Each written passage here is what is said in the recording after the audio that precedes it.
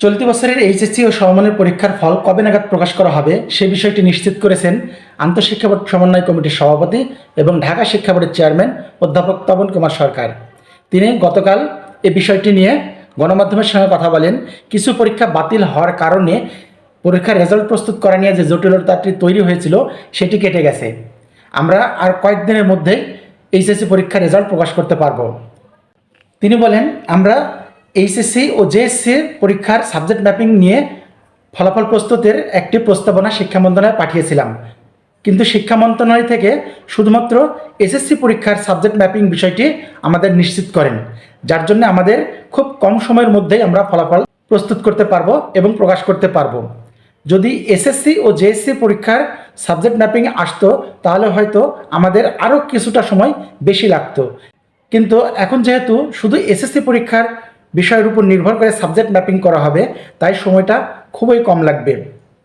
কবে নাগাদ এইচএসসির ফল প্রকাশ করা হবে জানতে চাইলে তিনি বলেন, আগামী 15 থেকে 19 তারিখের মধ্যে যে কোনো 3টা দিন আমরা নির্বাচন করে শিক্ষা মন্ত্রণালয়ের কাছে অনুমতি চাইব।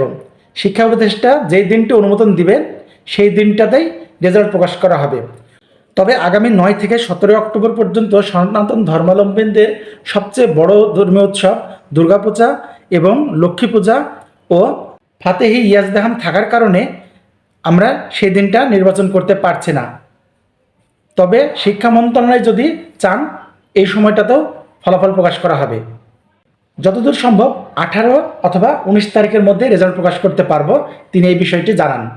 তাকে প্রশ্ন করা হয় সঠিক কবে নাগাদ এই রেজাল্ট প্রকাশ করা হবে, বললে তিনি বলেন, শিক্ষা উপদেষ্টার সময়সূচি মোতাবেক এটি নির্ধারিত হবে। তিনি যেদিন অনুমতি দিবেন সেই দিনকে আমরা ফলাফল প্রকাশ করতে পারবো, তাই নির্দিষ্ট কোনো তারিখ আমরা এখন বলতে পারছি না। তো প্রিয় শিক্ষার্থী বন্ধুরা, সকল সমস্যার সমাধান হয়ে তোমাদের রেজাল্ট প্রস্তুত করা হচ্ছে। আগামী 18 অথবা 19 তারিখের মধ্যে যে কোনো একদিন তোমাদের রেজাল্ট প্রকাশ করা হবে। তোমাদের সকলের রেজাল্ট ভালো হোক এই প্রত্যাশা করে আজকে এখানে শেষ করছি। ধন্যবাদ।